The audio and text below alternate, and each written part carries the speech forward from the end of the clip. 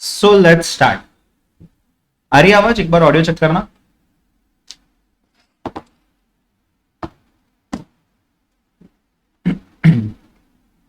Okay, चलिए फटाफट से स्टार्ट करते हैं।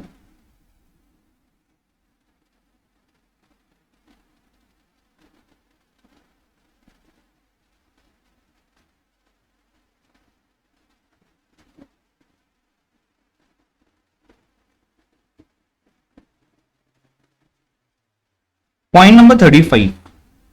थोड़ा सा आपको मैं पढ़ने का समय कंपैरेटिवली कम दे रहा हूं आज। फटाफट से देखते हैं, फटाफट से चीजों को आगे बढ़ाते हैं। राइट, मैं मोस्टली आपको एक पकड़ के चलिए 5 सवा 5 के बीच में छोड़ दूंगा। राइट, एक और चीज आपको बता दूं, मैं वापस से रिपीट करूंगा इस चीज को, बट जो लोग सुन रहे हो, कल हम मिलने वाले हैं दोपहर में 2 बजे। ठीक है, आप पकड़ के चलिए 2 सवा 2 के बीच में मैं स्टार्ट करूंगा और 3:30 पौने 4 के बीच में 1.5 घंटे के आसपास में मैं लेक्चर लेने वाला हूं कल। ठीक है, आप मेरे ख्याल से सुबह ही फ्री हो रहे हो, so you can accordingly attend, कोई दिक्कत नहीं है।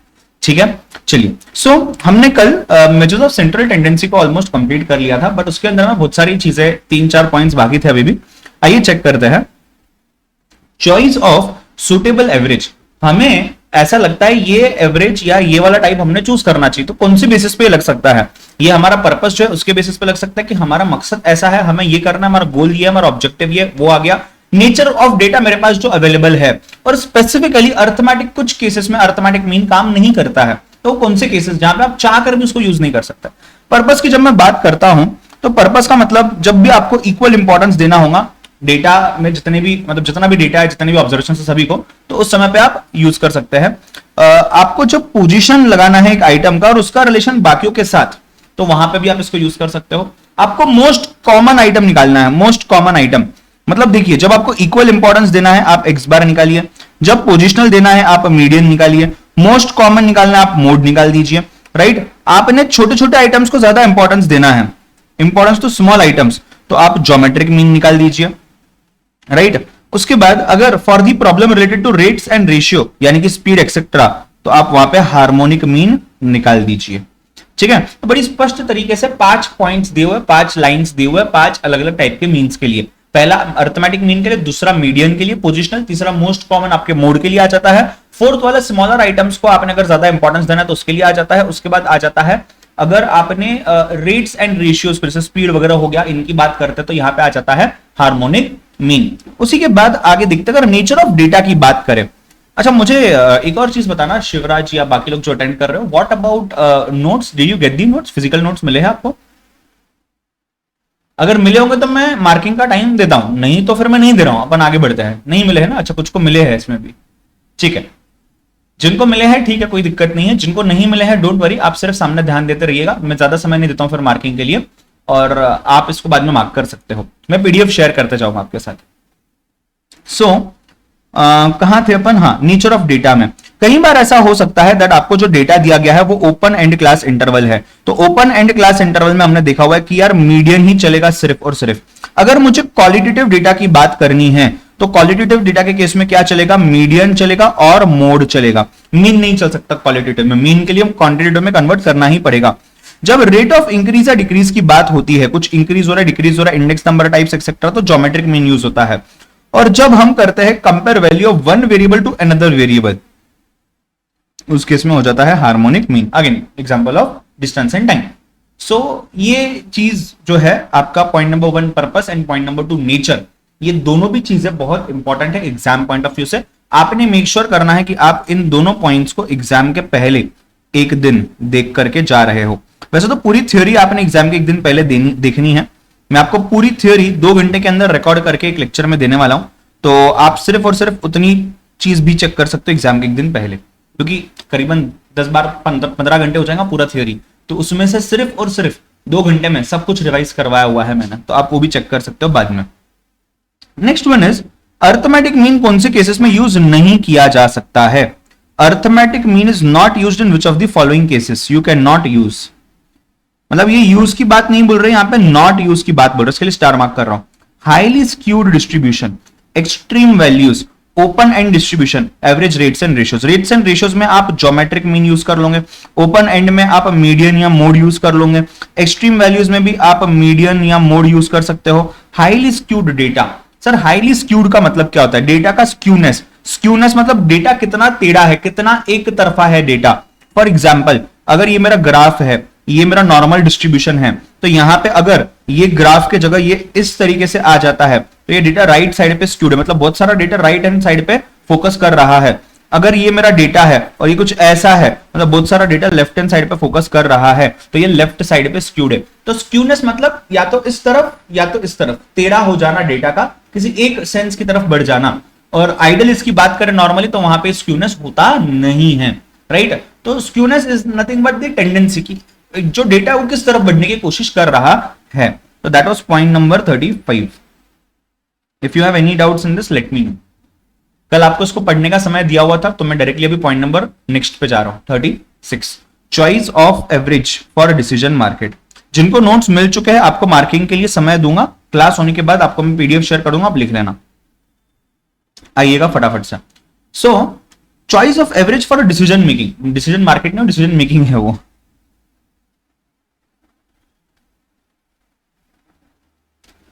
तो डिसीजन मेकिंग के हिसाब से आपने क्या यूज करना चाहिए?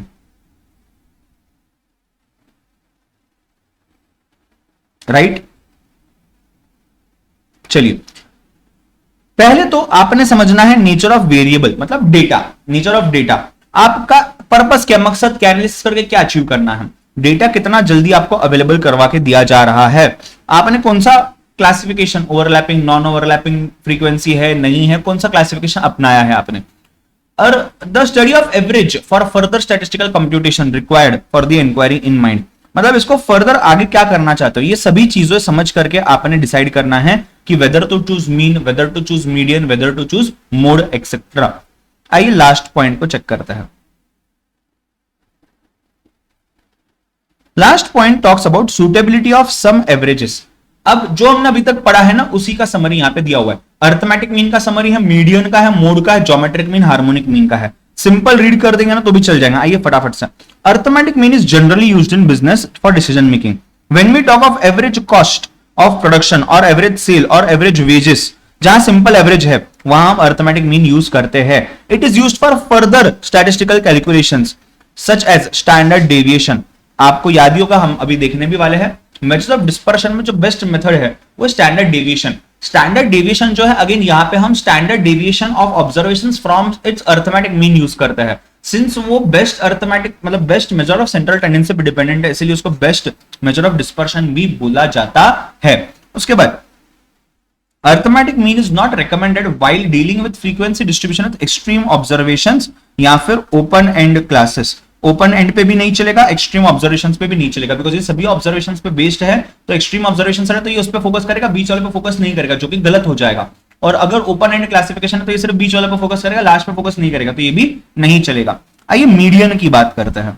मीडियन बोलता है it is used to find out average when data is qualitative, खास करके for finding average of intelligence, honesty etcetera. Median is the only average which can be used. It is also called as positional average as it divides the entire series into two equal parts. 50% actual values will be below it, 50% will be above it. It is suitable when there are open and extreme classes and there are extreme values, क्योंकि ये center पे focus करता है सिर्फ। It is commonly used for average of workers etc. as it would avoid influence of a very few high and low wage rates. तीसरी चीज पे आते हैं जो है मोड। मोड के अंदर में अगेन ओपन एंड पे चलेगा क्या? हाँ, क्योंकि तो हाईएस्ट जो नंबर होता है रिपीटेशंस का उसके ऊपर डिपेंड करता है। It is particularly used in business when businessman is not interested in the magnitude but only the most common या फैशनेबल चीज। मुझे इससे फर्क नहीं पड़ता है कि क्या क्वालिटी ऑफ चीजें है, कितना प्राइस है, कितना प्रोडक्शन कॉस्ट एक्सेट्रा, मुझे सिर्फ इससे फर्क पड़ता है मोस्ट कॉमन कितना चीज है, बस उस पर। ज्योमेट्रिक और हार्मोनिक मीन को हम प्यार से रेशियो ऑफ एवरेजेस या एवरेज रेशियोज भी बोलते हैं, जहां पे हम रेशियोज के रेशियोज लेते हैं। Harmonic mean is used to compile various types of average rates and ratios where time factor is variable and it can be also performed. Example distance constant है एक्सेट्रा, ये वो चीज है। इसी के साथ सेंट्रल टेंडेंसी होता है खत्म। आपको 2 मिनट का समय दे रहा हूं, आप पॉइंट नंबर 34, 35, 36, 37 एक बार गो थ्रू करिए और आप डिस्पर्शन आपके बुक्स में ओपन करिए। हम डिस्पर्शन मेरे चार्ट में से एक बार देखेंगे और फिर फटाफट से हम लोग आकर के उसका थ्योरी देख लेंगे। कोई डाउट है इन द मीन टाइम तो प्लीज लेट मी नो।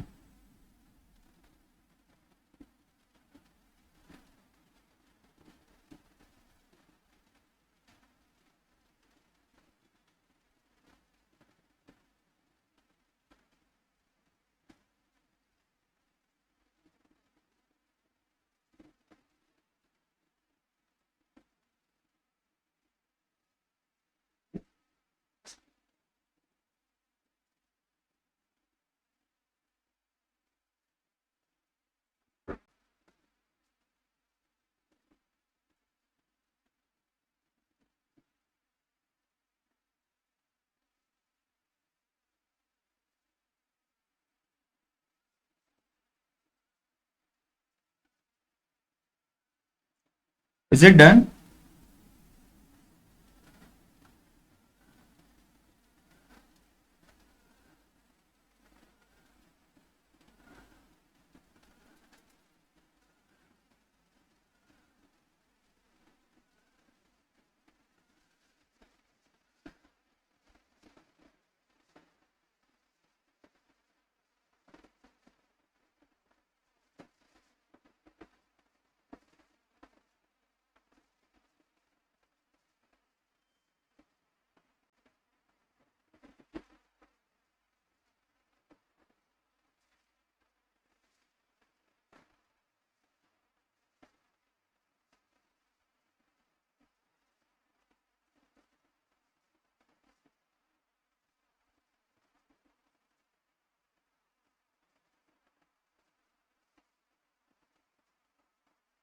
आगे बढ़े। पहले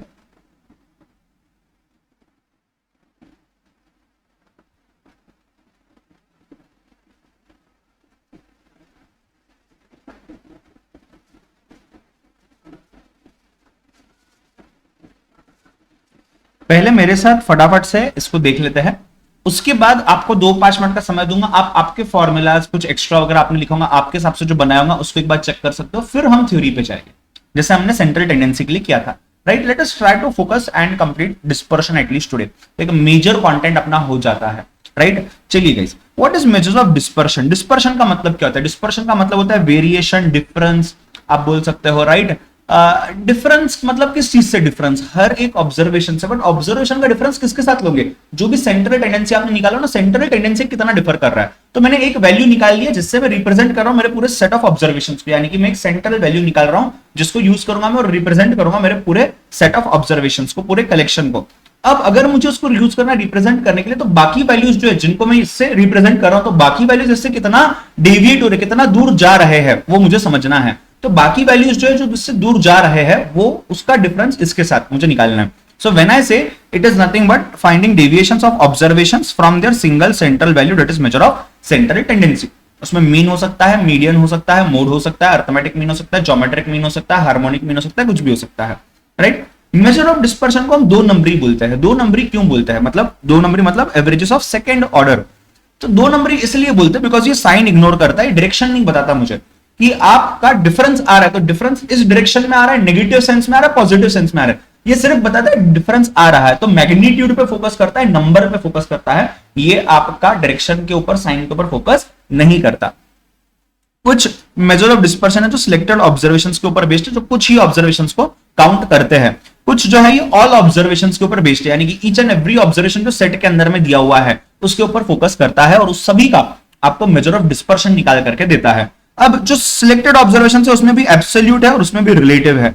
जो ऑल ऑब्जर्वेशन है उसमें भी एब्सोल्यूट है और उसके अंदर में भी रिलेटिव है। आइए इसकी मीनिंग क्या है, इस चीज को पहले थोड़ा सा समझते हैं। ठीक है, अब जब मैं बोलता हूं एब्सोल्यूट, एब्सोल्यूट का मतलब सिंपल सा होता है, मैं बिना किसी यूनिट, मतलब नॉर्मली देखा जाए तो भले यूनिट ले लेता हूं मैं यहां पे, बट एक बेसिक डिफरेंस निकाल रहा हूं मैं। रिलेटिव जब मैं बोल रहा हूं तो इन रिलेशन टू टोटल बता रहा हूं, परसेंटेज के टर्म्स में बता रहा हूं। अब एब्सोल्यूट में मैं उसी यूनिट में उसी तरीके से बता दूंगा। तो 10 kgs का डिफरेंस है, 21 सेंटीमीटर का डिफरेंस है, 100 रुपीज का डिफरेंस है। बट जब मैं यहां बात करता हूं तो यहां परसेंटेज में बात करता हूं, मतलब आम इंसान को समझने आ जाएगा।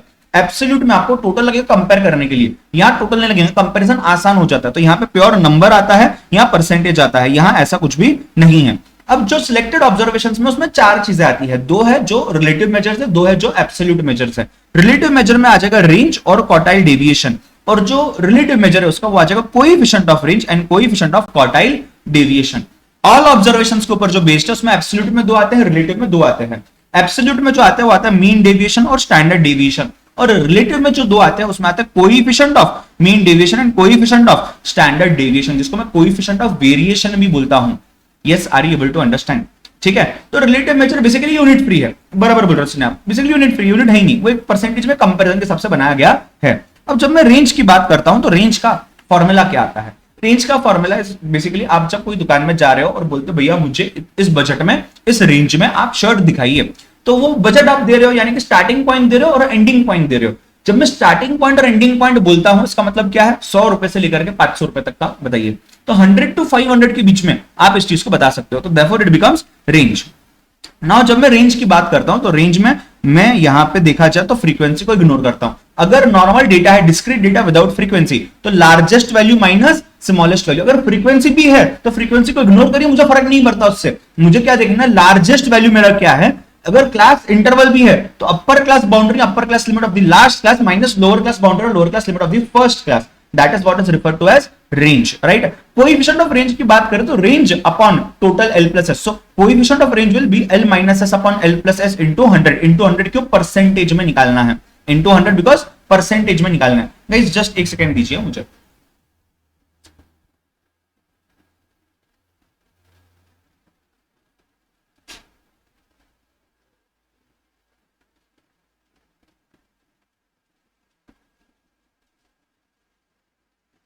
हाँ जी, सो रेंज और कोएफिशिएंट ऑफ रेंज की बात अगर आपको क्लियर हुई होगी तो आइए क्वार्टाइल डेविएशन। क्वार्टाइल्स में हमने देखा कि यूजुअली ओपन एंड क्लासिफिकेशन के लिए काम आता है। सेम उसी तरीके से अगर आप क्वार्टाइल डेविएशन निकालते हो तो ये भी usually open and class interval यानी कि सेंट्रल 50% ऑब्जर्वेशंस पे फोकस करता है, तो उसके लिए हम निकालते हैं क्वार्टाइल डेविएशन। क्वार्टाइल डेविएशन का जो फॉर्मूला है QD is equal to Q3, third quartile minus first quartile divided by 2। Third quartile largest quartile है, first quartile smallest quartile, largest quartile minus smallest quartile divided by 2। इसमें सिर्फ Q3 minus Q1 जो है इसको हम inter quartile range भी बोलते हैं, तो इसको डिवाइड बाय 2 कर ले तो उसको हम सेमी इंटर क्वार्टाइल रेंज भी बोलते हैं। मतलब क्वार्टाइल डेविएशन का ही दूसरा नाम है सेमी इंटर क्वार्टाइल रेंज। तो क्वार्टाइल रेंज क्या, inter quartile range Q3 minus Q1 आ जाता है, ठीक है। उसके बाद रिलेटिव मेजर जो है, रिलेटिव मेजर में quartile deviation, coefficient of quartile deviation, again यहां पे जैसे Q3 माइनस Q1 था वैसे Q3 minus Q1 upon Q3 plus Q1 into 100, उसके हिसाब से चीज यहां पे आ जाएगी। मेरे ख्याल से यहां तक अगर आपको फंडा क्लियर है तो मैं बढ़ता हूं फटाफट से ऑल ऑब्जर्वेशंस पे। मतलब रिलेटिव और एब्सोल्यूट ये ऑल ऑब्जर्वेशंस पे भी है, सिलेक्टेड में भी है। तो पहले तो स्टार्टिंग सिलेक्टेड से ही की गई थी, आज के डेट पे जो हम एक्चुअल में यूज करते हैं, प्रैक्टिकली यूज करते हैं, वो है one of the best measure that is standard deviation. But standard deviation बनने से पहले मीन डेविएशन हुआ करता था। तो we started from range, range से हम गए क्वार्टाइल, क्वार्टाइल से हम गए मीन पे, और मीन से हम आते हैं स्टैंडर्ड डेविएशन पे। अब जब मैं मीन की बात करता हूं, जब मैं मीन डेविएशन की बात करता हूं, ध्यान दीजिएगा यहां पे है मीन डेविएशन आपका। अब mean deviation about mean, mean deviation about median, mean deviation about mode. तो आप मीन डेविएशन ले रहे हो, मतलब क्या कर रहे हो, मीन मतलब average, average of what, deviations, deviations from what, mean.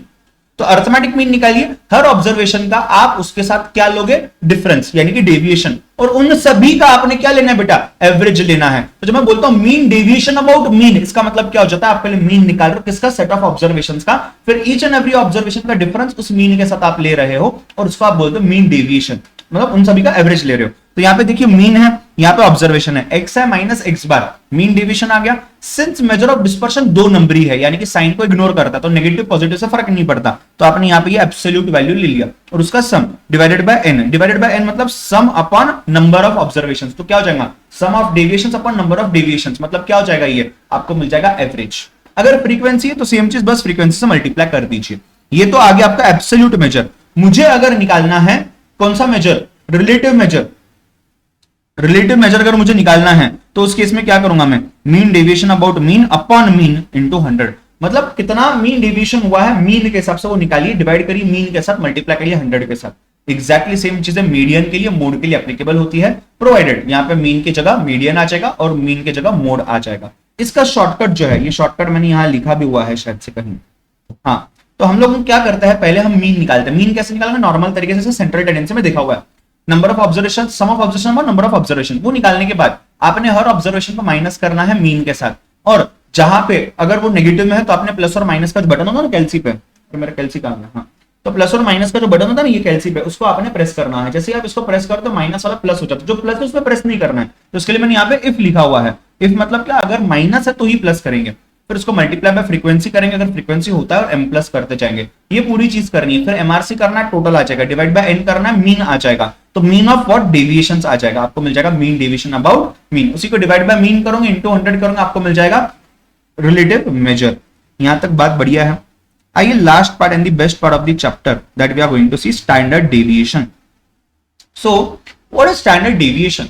Standard deviation basically क्या करता है, स्टैंडर्ड यानी कि बेसिक फंडामेंटल डिफरेंस निकाल करके आपको देता है। Standard deviation is one of the best measures of dispersion Why? Because it is based upon one of the best measures of central tendency, that is mean. तो standard division dependent है mean के ऊपर। जब मैं standard division की बात करता हूं, हम हर ऑब्जर्वेशन का डिवीजन उसके मीन के साथ लेते हैं, तो हर ऑब्जर्वेशन का डिफरेंस उसके मीन के साथ ले लिया, फिर इसका हम स्क्वायर लेते हैं। सर स्क्वायर क्यों लेते हो? देखिए आप बात को समझना, हम बोलते हैं साइन जो है नेगेटिव या पॉजिटिव, इस साइन को इग्नोर करता है major of dispersion. Measure of dispersion सिर्फ वैल्यू की बात करता है, सिर्फ मैग्नीट्यूड की बात करता है, तो इस केस में भी जाहिर सी बात है इग्नोर किया जाएगा। अब आपने मीन डिवीजन में चेक किया कि आपको प्लस और माइनस बटन प्रेस करके आपने उसका साइन चेंज कर लिया, तो कहां साइन -2 आ रहा है, आपने उसको बस +2 कर दिया, दैट्स इट। अब आपने -2 और +2 में उसकी वैल्यू चेंज कर दी, माइनस को प्लस करोगे वैल्यू तो चेंज हो ही जाएगी। बट अगर आपके पास एक तरीका है, देखो माइनस से प्लस करने का एक तरीका, माइनस निकाल दो प्लस लगा दो, सिंपल। दूसरा तरीका आप इनटू इक्वल टू प्रेस करो, यानी कि आप स्क्वायर निकाल दो। तो अगर ये -2 है तो -2 का स्क्वायर अगर मैं लेता हूं, ये आ जाता है +4, -2 का स्क्वायर आ जाएगा +4। तो आप स्क्वायर लेकर के भी आप उसका साइन चेंज कर सकते हो। तो मैंने डिफरेंस ले लिया, बट डिफरेंस में नेगेटिव डिफरेंस भी होगा, पॉजिटिव डिफरेंस भी होगा। हम सेंट्रल टेंडेंसी से डिस्पर्शन में जा रहे हैं, तो डिस्पर्शन जो है 2 नंबरी है। डिस्पर्शन आपको ऑर्डर यानी कि साइन की बात नहीं करता, मैग्नीट्यूड की बात करता है। तो आपने इनटू इक्वल टू स्क्वायर निकाल दिया, वो हो जाएगा आपका पॉजिटिव। उसको उसका समेशन ले लो, डिवाइड बाय n कर दो, आपने अर्थमेटिक मीन ले लिया।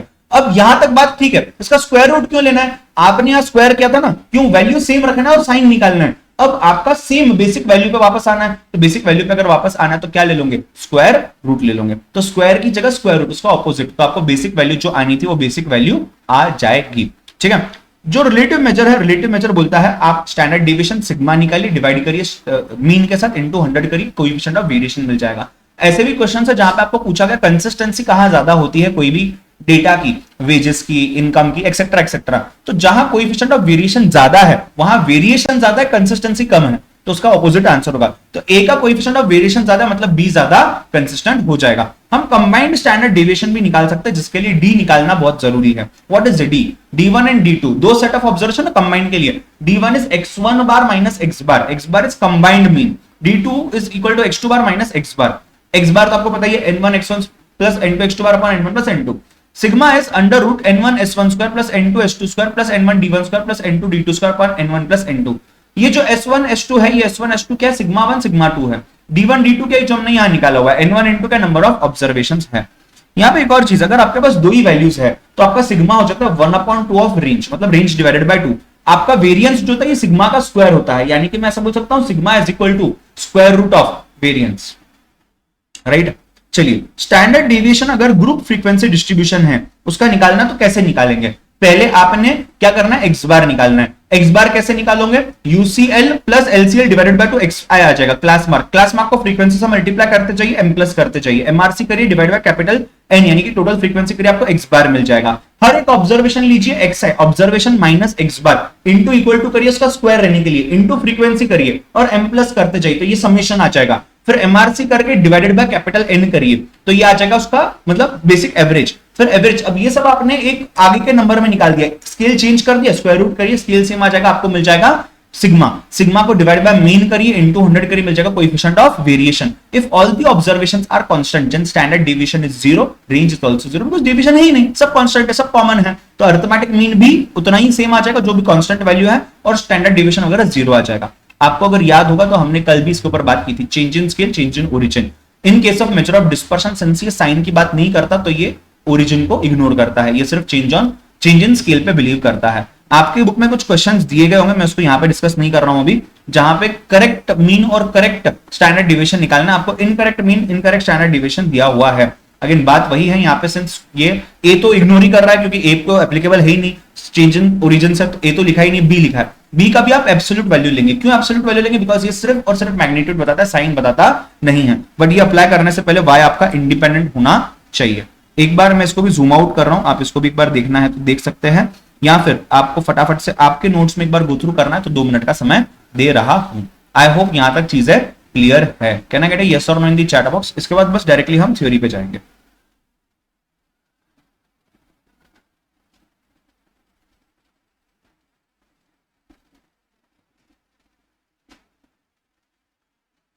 महेश आप कल थे नहीं, क्या हो गया?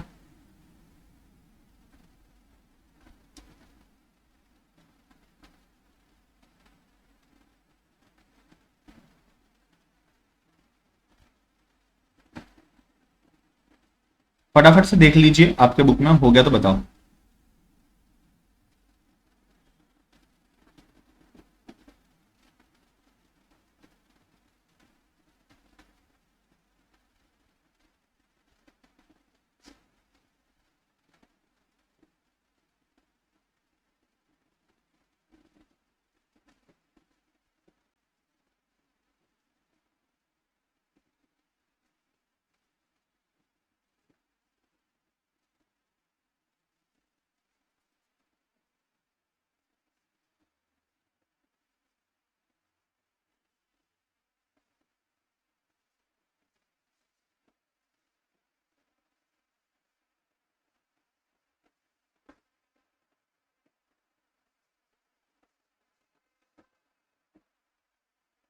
सर टू सीरीज का डेविएशन सेम होगा तो स्टैंडर्ड डेविएशन भी सेम होगा ना? हाँ, ये एक प्रॉपर्टी ही है।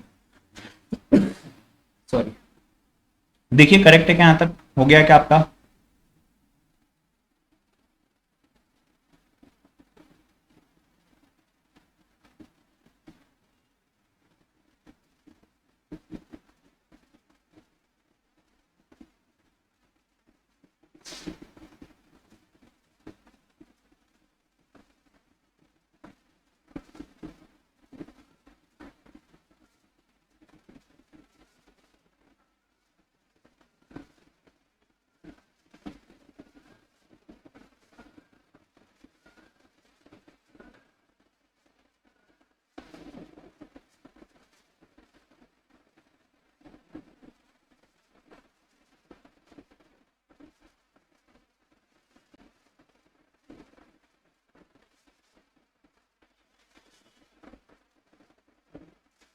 Done people.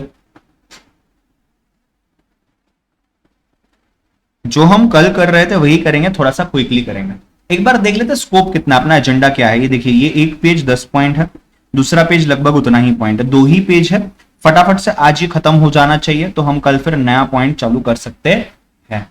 ठीक है, आप क्या कर सकते हो, आप जो आगे का चैप्टर है ना, प्रोबेबिलिटी हो गया, थ्योरेटिकल डिस्ट्रीब्यूशन हो गया, एक बार आपका फॉर्मूला या नोट्स बेसिक पढ़ के आ सकते हो लेक्चर में आने से पहले, अगर हो सके तो, सो दैट यहां पे जब आप आ रहे हो तो थ्योरी फटाफट से हो जाएगी। ठीक है, मतलब रिलेट कर पाओगे। ठीक है, राइट। प्रशांत, आपका रिप्लाई नहीं आया, हो गया आपका पढ़ के? चलिए आगे बढ़े, आ जाइए फटाफट से, ध्यान देना। Let us quickly start with this. पहली चीज रीड करते फटाफट से, साथ में रीड करते हैं, आपको समय दे रहा हूं, उसमें रीड करने से मैं आपके साथ रीड कर रहा हूं तो जल्दी हो जाएगा। Dispersion measures the extent to which item vary from some centre value. Central value, central value क्या हो सकता है बेटा आपका? ये measure of central tendency. It may be noted that measures of dispersion measures only the degree, यानी कि ignores sign, या फिर इसको आप बोल सकते हो डायरेक्शन,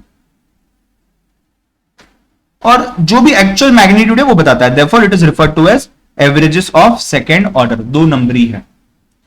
मेजर्स ऑफ डिस्पर्शन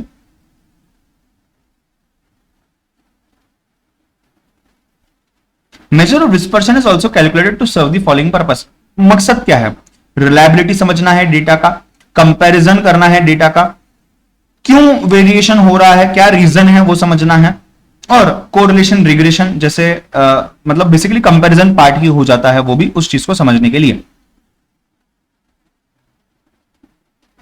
तो रीजन ऑफ वेरिएशन या रीजन ऑफ डिफरेंस समझने से पहले तो ये जरूरी है ये समझना कि डिफरेंस हुआ क्यों है। रिलायबल डेटा कब होता है? जब वेरिएशंस कम होते हैं। सो डेटा इज रिलायबल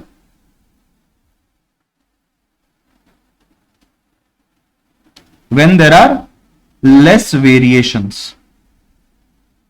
अगर वेरिएशंस कम है तो हम क्या बोल सकते हैं? आपका डेटा ज्यादा रिलायबल है। तो उसके लिए वेरिएशंस कम है या नहीं ये चेक करना जरूरी है, राइट। सो वो बात हो जाती है। फिर कंपैरिजन भी करना है तो डिफरेंसेस कितने हैं, किसमें कम डिफरेंस है, वो ज्यादा अच्छे से कंपेयर किया जा सकता है।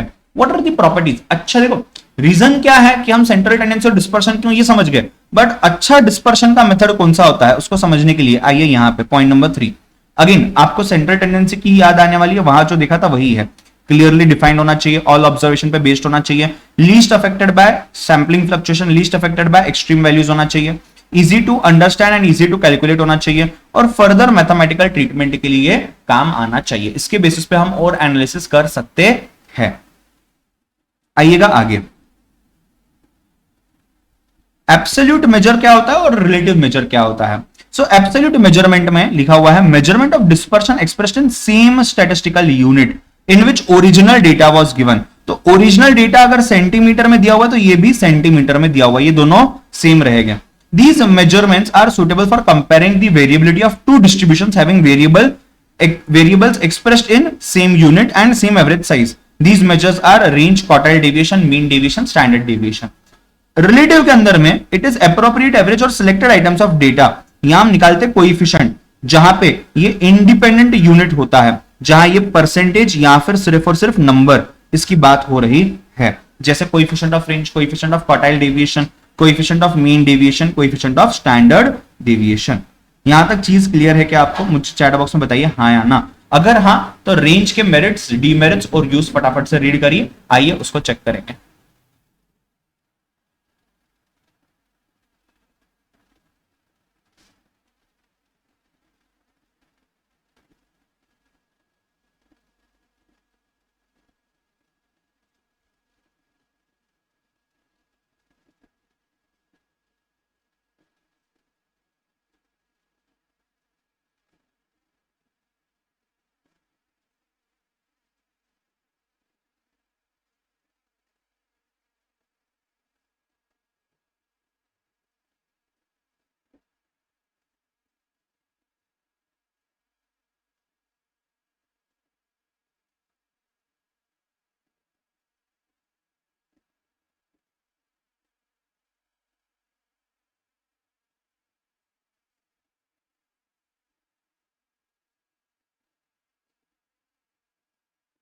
एक्सट्रीम वैल्यूज नंदिनी, उसका मतलब ये नहीं होता कि highest value, it means highest and lowest both. तो अगर ये मीडियन है, समझो यहां से हम 1 2 3 4 5 6 7 8 9 10, मैं ये वैल्यू नहीं बोल रहा हूं, ये जो भी वैल्यू 10th पोजीशन पे जो भी वैल्यू है ये एक्सट्रीम है, ये एक्सट्रीम है। तो ये एक्सट्रीम्स अगर चेंज कर लिए और इसकी वजह से ये अफेक्ट हो जाएगा तो हमें बार बार इस पे और इस पे ध्यान देना पड़ेगा। तो अगर हम इस पे और इस पे से ध्यान हटाएंगे तब हम इस पे फोकस कर पाएंगे। तो ये एक्सट्रीम से फोकस हटना चाहिए, मतलब चेंज नहीं होना चाहिए ज्यादा, राइट। चलिए आ जाइए आगे बढ़ते हैं। सो पीपल ध्यान देना। आइए मेरिट्स ऑफ रेंज की बात करते हैं। रेंज के फायदे क्या है, नुकसान क्या है और उसके यूजेस क्या है। फायदा यह है कि यह आसान है समझने के लिए, आसान है कैलकुलेट करने के लिए, यहां पे कोई स्पेशल नॉलेज की जरूरत नहीं पड़ती है और बहुत ज्यादा यूजफुल है प्रैक्टिकली। आप देखिए ना, हमने देखा अगर मुझे बजट भी निकालना है कि क्या बजट में आप अपनी शर्ट्स को परचेस करना, तो आप बोलते हो 100 से लेकर के 500। इतना आसान है ये और इतना यूजफुल है। दूसरी चीज देखिएगा क्या दिया हुआ है, डीमेरिट्स के अंदर में दिया हुआ है it is not based upon all. Why not based upon all? Because ये L माइनस S होता है, तो लार्जेस्ट माइनस स्मॉलेस्ट होता है, बीच के ऑब्जर्वेशन का फोकस नहीं है। ओनली टू एक्सट्रीम वैल्यूज, एक लेफ्ट हैंड साइड वाला, दूसरा राइट हैंड साइड वाला। ये लेफ्ट हैंड साइड वाला लोवेस्ट होगा, राइट हैंड साइड वाला हाईएस्ट होगा, या you can say largest and अगर स्मॉलेस्ट लेते हैं अपन, जो अपन रेफर करें तो ये स्मॉलेस्ट है और ये लार्जेस्ट है, ठीक है। ये लेफ्ट वाला है और यहां पे ये राइट वाला है। नंदिनी क्लियर है आपका क्वेरी अभी, right. It can not be calculated for open and class interval. देखिए ओपन एंड क्लास इंटरवल ऐसा आता है लेस देन 50 और बीच में डेटा है, और फिर मोर देन 500। अब अगर यहां पे लेस देन और यहां मोर देन है तो मेरा तो जो S होने वाला है ये तो यहीं से आने वाला है, और मेरा जो L होने वाला है ये यहां से आने वाला है। तो L और S में निकाल ही नहीं सकता हूं, क्यों? क्योंकि ये तो एक्सट्रीम डेटा है और ओपन एंड है, ओपन एंड में तो यहां अवेलेबल ही नहीं है वो, राइट। डीमेरिट है, it does not indicate the direction. अब ये डीमेरिट डायरेक्शन वाला जो नहीं, सभी सेंट्रल सभी डिस्पर्शन के लिए, क्योंकि यहां पे डायरेक्शन यूज ही नहीं हो रहा है कहीं पे भी। यस अरे नंदिनी रिप्लाई करिए, आपको नहीं समझा है क्या? वापस समझाऊं? रेंज का यूज क्या है? क्वालिटी कंट्रोल के लिए यूज होता है कि आपको एक क्वालिटी कंट्रोल में आपको एक रेंज दिया जाता है कि आपके जो प्रोडक्ट्स बनते हैं ये 0 से लेकर के 10 तक के क्वालिटी में आनी चाहिए। अगर 10 से ऊपर या 0 से नीचे जाता है मतलब वो क्वालिटी सही नहीं है, तो यहां इंटरवल्स दिए जाते हैं आपको क्वालिटी के लिए। It is useful for study of deviations and price of shares, debentures, bonds. Price कितने चेंज हो रहे हैं, इस शेयर की प्राइस इतने रेंज में चलते रहती है। It is use for weather forecasting also. उसके बाद देखिएगा ध्यान देना, ये समझ लेते हैं पहले, फिर आगे का पढ़ने के लिए देता हूं। Quartile division is difference between first quartile and third quartile, पढ़ा ना अपन ने, upon 2, half of difference of first quartile and second third quartile. Q3 minus Q1 is also known as interquartile range. तो Q3 minus Q1 divided by 2 is known as semi inter. Semi inter की वजह से divided by 2 हो रहा है। उसके बाद आइए merits, demerits, interpretation, mean deviation, उसके मेरिट्स, डीमेरिट्स और इंटरप्रिटेशन। आपके पास 2 मिनट का समय है, फटाफट से go for it fast.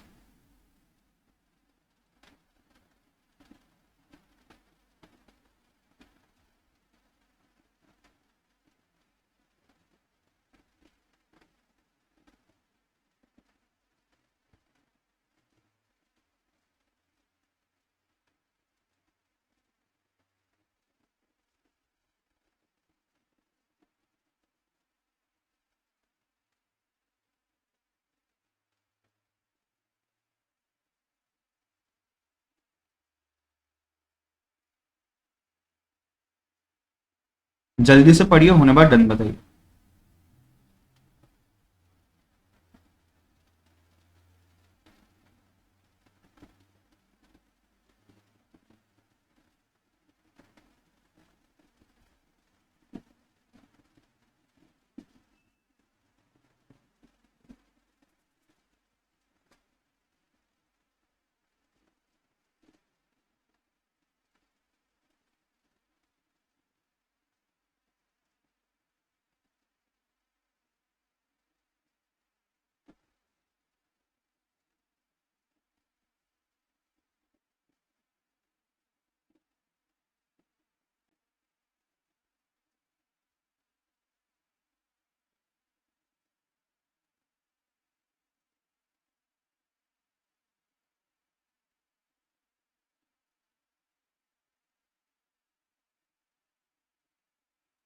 Is it done?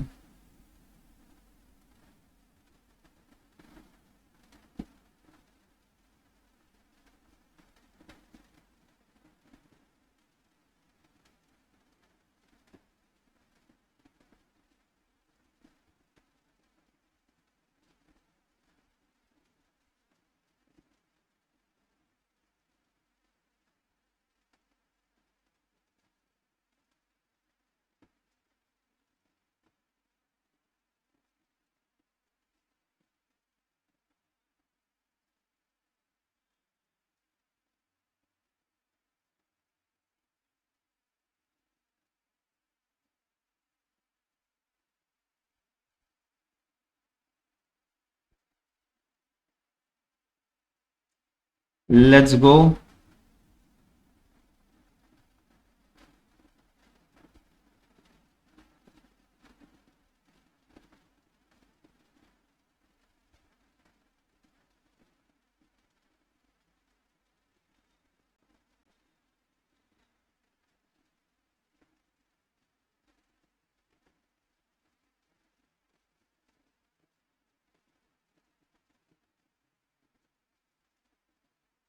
सो देखिए, फटाफट से ध्यान देना, बहुत सिंपल सी चीजें हैं ये, इसको पहले खत्म कर लेते हैं। आ जाइए,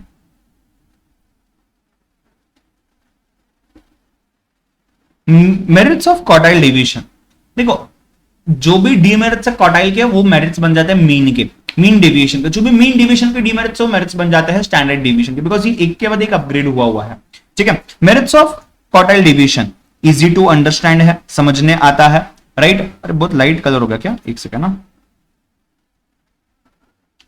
इजी टू अंडरस्टैंड है, ओपन एंड क्लास इंटरवल के यूजफुल है। क्वार्टाइल में मैंने वहां समरी में दिखाया, और अफेक्ट होता है एक्सट्रीम वैल्यूज से। डीमेरिट क्या है? Not based on all items, इसलिए तो 50% की बात हो रही है, फर्दर मैथमेटिकल के लिए पॉसिबल नहीं है, और सैम्पलिंग के फ्लक्चुएशन। मतलब देखो, हम जो सेंट्रल टेंडेंसी में डिस्पर्शन में हर जगह नॉर्मल चीज देख रहे थे, वही चीजें रिपीट हो रही है। इंटरप्रिटेशन क्या है? ध्यान देना, ये बहुत इंपॉर्टेंट सी चीज है, ये प्रैक्टिकल पॉइंट ऑफ व्यू से भी इंपॉर्टेंट है और ऐसे भी इंपॉर्टेंट है, ध्यान दीजिएगा इस चीज पर। क्या interpretation? If value of quartile division is small, it means there are small variations और हाई कंसिस्टेंसी। जो भी आप बोलो, वेरिएशन कम है तो मतलब कंसिस्टेंसी ज्यादा है, कंसिस्टेंसी कम है मतलब वेरिएशंस ज्यादा है among central 50% of the items. हम सिर्फ और सिर्फ सेंट्रल 50% आइटम्स की ही बात कर रहे हैं, उसके अलावा बात नहीं कर रहे हैं। और जब ये हाई है, इसका मतलब देयर इज वेरिएबिलिटी या लो कंसिस्टेंसी अमंग सेंट्रल 50%। तो हम जो भी चीज करने वाले हैं, वो हम किसके लिए कर रहे हैं? हम सिर्फ और सिर्फ सेंट्रल 50% आइटम्स के लिए ही कर रहे हैं, सिर्फ और सिर्फ सेंट्रल 50% आइटम के लिए ही हम कर रहे हैं, उसके अलावा नहीं। मीन डेविएशन की बात करते हैं। ये इंटरप्रिटेशन क्लियर है सभी को? मुझे क्या वहां उस चीज के लिए यस मिल सकता है चैट बॉक्स में? इंटरप्रिटेशन वाली चीज क्लियर है क्या आप लोगों को? यस, हाँ जी।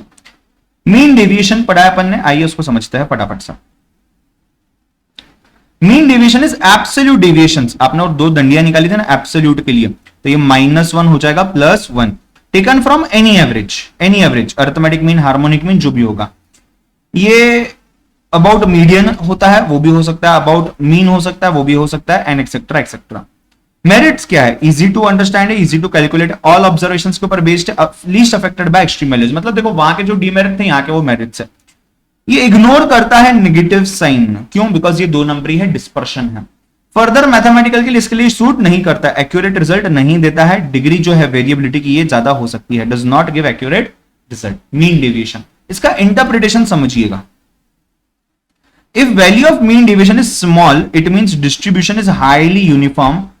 Since more than 50% of the items are, you can say, consistent. अगर ये ज्यादा है तो इसका मतलब ये यूनिफॉर्म नहीं है। More than 30% of the item does not fall within the small range. तो यहां पे मोर देन 50% आइटम की बात हो रही है और वहां पे सेंट्रल 50% आइटम्स की बात हो रही है। क्वार्टाइल डेविएशन में सेंट्रल 50%, मीन डेविएशन में मोर देन 50%, मतलब सब नहीं, सेंट्रल के रिलेटेड में ही है, जो उतने ही है और नहीं, सब के सब नहीं, हमें सबके सब तक पहुंचना है। वो आती है बात स्टैंडर्ड डेविएशन के अंदर। ये रहा आपके सामने स्टैंडर्ड डेविएशन। 2 मिनट है आपके पास।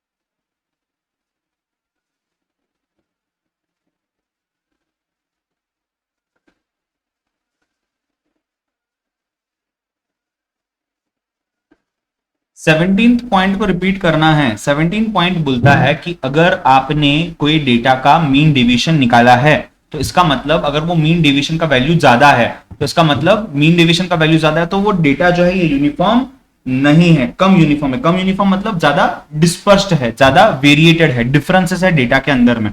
और ये जो है मीन डेविएशन, ये मोस्ट केसेस में 50% प्लस आइटम्स जो है डेटा के, उस पर काम करता है। सेंट्रल 50% नहीं, टोटल मोर देन 50%। यस यश, क्लियर है?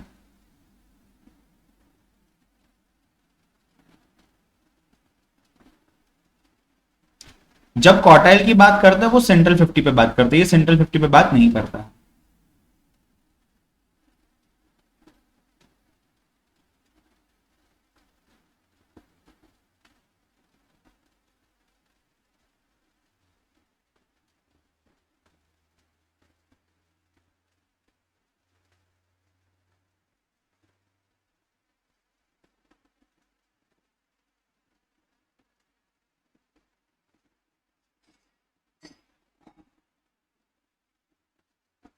अरे इतना ही है, इसके नीचे नहीं है, इसके नीचे कोरिलेशन रिग्रेशन स्टार्ट हो रहा है।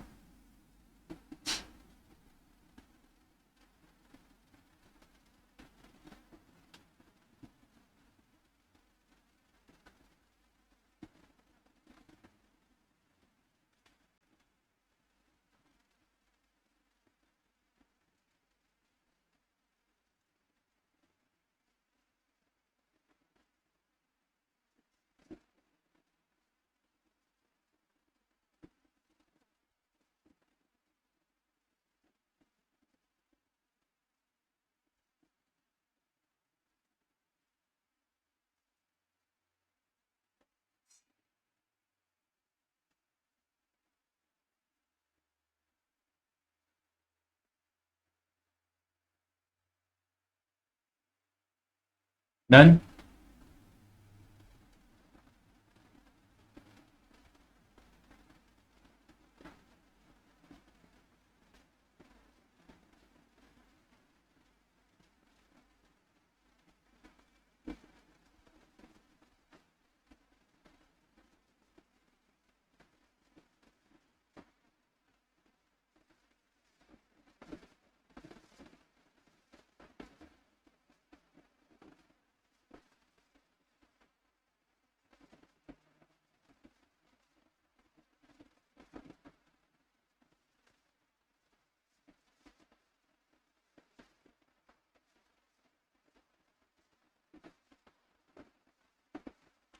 चलिए डिस्कस कर ले फटाफट से, लास्ट पार्ट इस चैप्टर का, आइए जल्दी से डिस्कस करते हैं।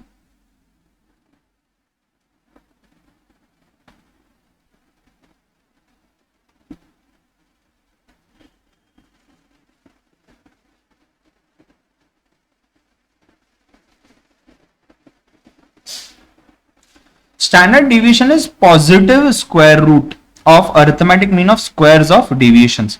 अगर मैं स्क्वायर निकालता हूं, क्यों निकालता हूं? नेगेटिव टू पॉजिटिव करने के लिए निकालता हूं, राइट। और वापस से स्क्वायर रूट जब लेता हूं मैं, तो reverse the effect of square, उसको रिवर्स करने के लिए मैं वो चीज कर रहा हूं। Taken from mean, mean is your best measures of central tendency, right. And therefore standard deviation, since वो best measure of central tendency पे है, तो ये बेस्ट मेजर्स ऑफ डिस्पर्शन बन जाता है। Square of standard deviation is known as variance, variance, जो भी आप इसको बोलना चाहो, राइट। देन मेरिट्स क्या है? क्लियरली डिफाइंड है, फर्दर मैथ्स के लिए सुटेबल है, अदर स्टैटिस्टिकल मेथड्स के लिए भी सुटेबल है, ऑल ऑब्जर्वेशंस पे बेस्ड है, लीस्ट अफेक्टेड है सैंपलिंग से, एंड नॉर्मल डिस्ट्रीब्यूशन, जो थ्योरेटिकल डिस्ट्रीब्यूशन में चैप्टर है ना, वो समझने के लिए भी आपको स्टैंडर्ड डिवीजन समझना जरूरी है। वहां देखो हम z की वैल्यू निकालते हैं, z is equal to mu minus mean upon sigma, याद आ रहा है क्या? सेम चीज। डीमेरिट्स क्या होता है? नॉट दैट इजी है, इतना आसान नहीं है, ओपन एंड क्लासिफिकेशन के लिए काम नहीं कर सकता, राइट। और एक्सट्रीम वैल्यूज से ये बहुत ज्यादा अफेक्ट करता है। एट द सेम टाइम ये वेरिएबिलिटी कंपेयर करने के लायक नहीं है, वेरिएबिलिटी के लिए वेरिएंस निकालना पड़ता है। इंटरप्रिटेशन क्या हो जाएगा इसका? इंटरप्रिटेशन बहुत ही बढ़िया, बहुत ही इंपॉर्टेंट है। Again, if value of standard deviation is small, तो then there is less variability among the units of distribution. Units मतलब मैं ऑल यूनिट्स बोल सकता हूं क्या, या ऑल डेटा बोल सकता हूं क्या? हाँ। Value of standard deviation is large, then it means there is higher variability among the units of distribution, right. इसके बाद आइए नीचे देखिएगा, variation, variance is not affected by origin but affected by scale. सभी मेजर ऑफ डिस्पर्शन ऐसे ही है। Normal distribution में एक फॉर्मूला अगर आपको याद होगा, आपने तब पढ़ा होगा, स्टैंडर्ड डिवीजन अगर सिग्मा है तो mean division 4/5 times of sigma है, quartile division 2/3 times of sigma है। अगर सिर्फ दो ही वैल्यूज है तो उस केस में standard division is half of range, sigma is half into range only in case of to values. एक बार देख लो यहां तक, इंटरप्रिटेशन पार्ट ध्यान से देखना है। कोई डाउट है तो पूछिए, कोई डाउट है तो पूछिए।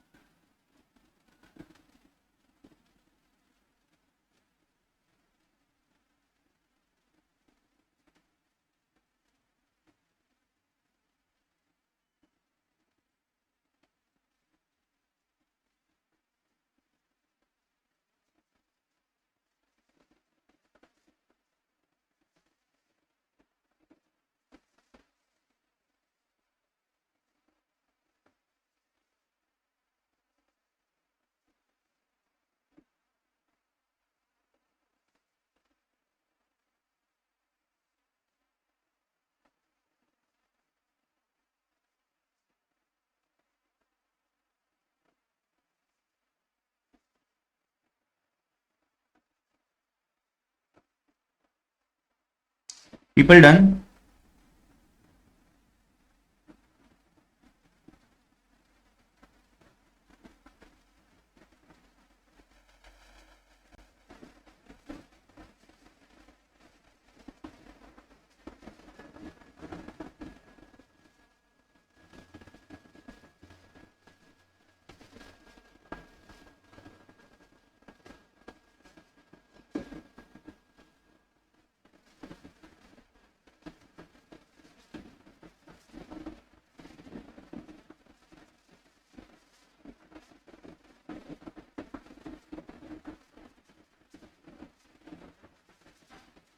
यहां तक कोई डाउट्स है क्या?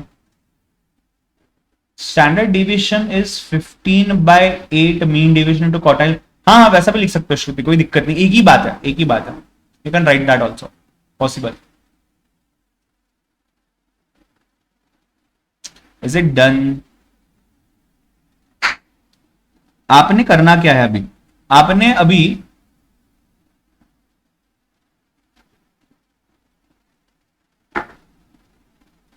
सो what you have to do is, देखिए अपना statistical description of data, central tendency, dispersion, जो मेजर थ्योरी आता है यहां से आता है, वो हो चुका है।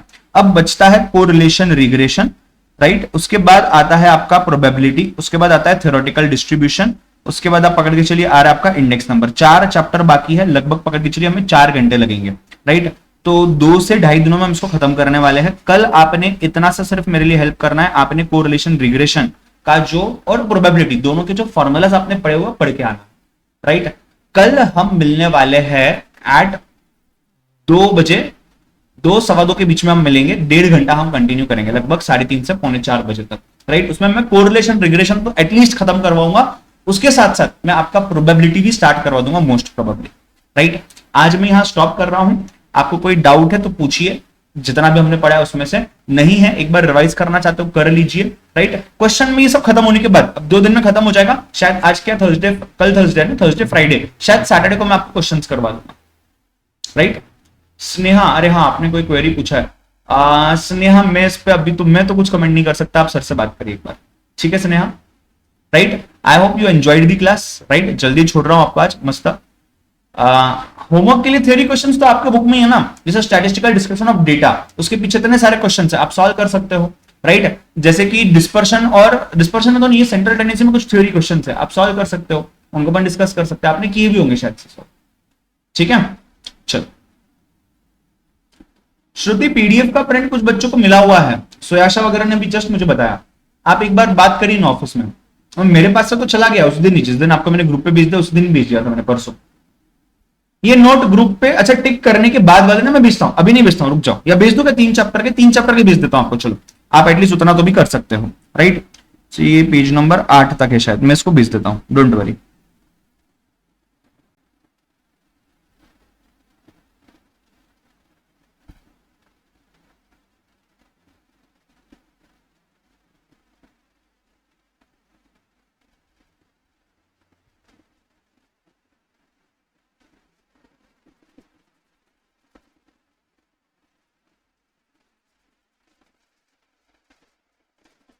सार्थक वो आप बात कर लो वहां पे, अगर उन्होंने प्रिंट निकाल दी होंगे तो मैं कुछ नहीं बोल सकता हूं, बट वैसा अच्छा ही है कि अगर उन्होंने प्रिंट निकाली तो आप उसी के ऊपर मार्क करोगे तो आपका एक बार और रिवीजन हो जाएगा साथ साथ में, तो वो भी अच्छी बात है। हाँ प्रशांत भेज रहा हूं, जो 3 चैप्टर्स हुए ना उनके तो आज ही भेज रहा हूं, अभी भेज रहा हूं बस।